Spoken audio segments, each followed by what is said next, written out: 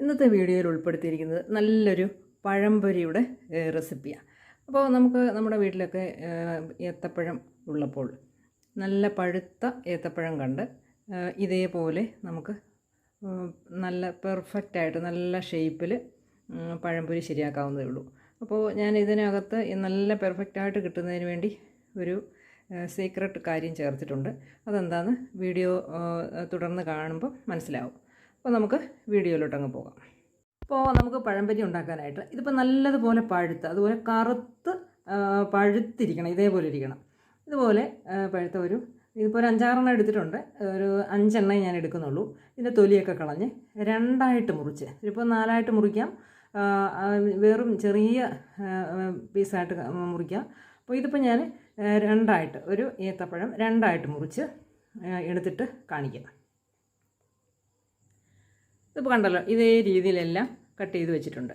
ഇനിയിപ്പോൾ നമുക്ക് ഇതിനെ മുക്കിയെടുക്കാനായിട്ട് നമുക്കൊരു മാവ് തയ്യാറാക്കാം.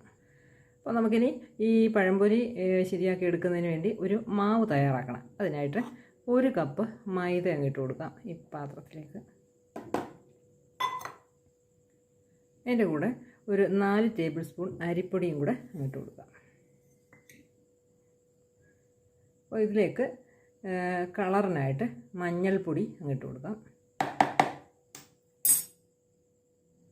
അതുപോലെ 1 നുള്ള് ബേക്കിംഗ് സോഡ ഇവിടെ അങ്ങിട്ട് കൊടുക്കാം. ഉടനെ തന്നെ നമ്മൾ ശരിയാക്കുന്നത് കൊണ്ട് അല്പം ബേക്കിംഗ് സോഡ ചേർത്ത് കൊടുക്കാം. ഇനി ഇതിലേക്ക് 1 നുള്ള് ഉപ്പ് അങ്ങിട്ട് കൊടുക്കാം. കൂടെ തന്നെ 2 ടേബിൾ സ്പൂൺ പഞ്ചസാര അങ്ങിട്ട് കൊടുക്കാം. ഇനി നമുക്ക് പഴംപൊരി നല്ല പെർഫെക്റ്റായിട്ടും നല്ല ഷേപ്പോടെയും കിട്ടുന്നതിന് വേണ്ടി ഒരു സീക്രട്ട് ഇൻഗ്രീഡിയൻസ് നമ്മൾ ചേർക്കുന്നുണ്ട്. എന്താണെന്ന് വെച്ചാൽ ഒരു 3/4 കപ്പ് ഇഡ്ഡലി മാവ്, അതും കൂടെ അങ്ങ് ഇതിൻ്റെ ചേർത്ത് കൊടുക്കാം.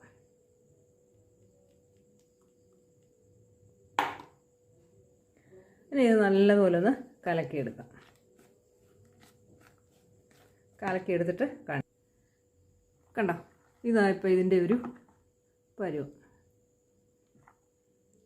ഇനിയിപ്പോൾ നമുക്ക് കറുത്ത എള്ള് വേണമെങ്കിൽ ഇതിടാം, പക്ഷേ ഞാനിപ്പം ഇടുന്നില്ല. ഇനിയിപ്പോൾ നമ്മൾ ഈ കട്ട് ചെയ്ത് വെച്ചിരിക്കുന്ന പഴം ഇതിലേക്ക് അങ്ങ് മുക്കിയെടുക്കാം.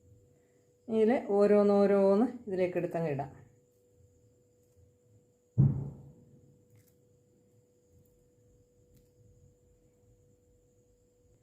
ഇപ്പോൾ ഈ സമയം പാനിൽ വെളിച്ചെണ്ണ ചൂടാക്കാനായിട്ട് ഒഴിച്ച് വെച്ചിട്ടുണ്ടായിരുന്നു. അത് ചൂടായി കിടക്കുന്നു. ഇനി നമ്മൾ ഇതിലെ ഓരോന്നോരോന്ന് ഇതിലേക്ക് അങ്ങ് എടുത്തിട്ട് കൊടുക്കാം.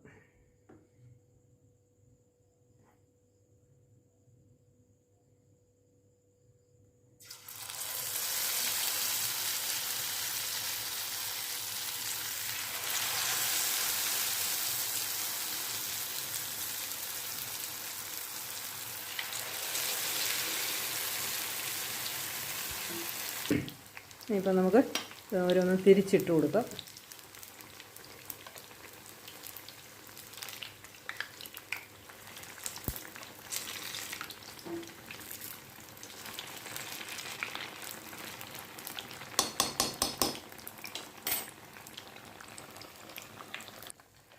ഇപ്പോൾ ഏകദേശം ശരിയായിട്ടുണ്ട്.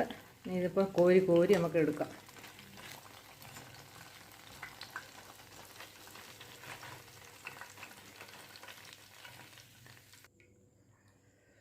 നല്ലതുപോലെ മൂത്ത് വന്നിട്ടുണ്ട്. അപ്പോൾ നമ്മൾ ഈ ഇഡ്ഡലി മാവ് കൂടെ ഒഴിച്ചത് കൊണ്ട് കൂടുതൽ എണ്ണ കുടിക്കത്തില്ല. അപ്പോൾ ഇനി ഇത് കോരി നമ്മൾ നല്ലൊരു വൃത്തിയുള്ള കോട്ടൺ തുണിയിലേക്ക് വെക്കണം. ഞാൻ എപ്പോഴും പറയുന്നത് പോലെ എണ്ണയിൽ വറുത്തെടുക്കുന്ന ഏത് സാധനങ്ങളായാലും ഇതുപോലെ വൃത്തിയുള്ള ഒരു കോട്ടൺ തുണിയിലേക്ക് കോരി എടുത്തു കഴിഞ്ഞാൽ എണ്ണയെല്ലാം ആ തുണി അങ്ങ് വലിച്ചെടുത്തോളും. ഇങ്ങനെയെല്ലാം നമുക്ക് ഈ വറുത്ത് കൊടുക്കും. അടുത്തത് നമ്മളിട്ട് അതും നമ്മളൊന്ന് തിരിച്ചിട്ടിട്ടുണ്ട്. അത് നമുക്ക് മൂത്തതിന് ശേഷം കോരിയെടുക്കാം. അടുത്തത് നമ്മൾ കോരിയെടുത്തിട്ടുണ്ട്. അതും ഇതിലേക്ക് ഇട്ട് കൊടുക്കാം. ബാക്കിയും കൂടി ഇങ്ങനെ വറുത്ത് കോരി.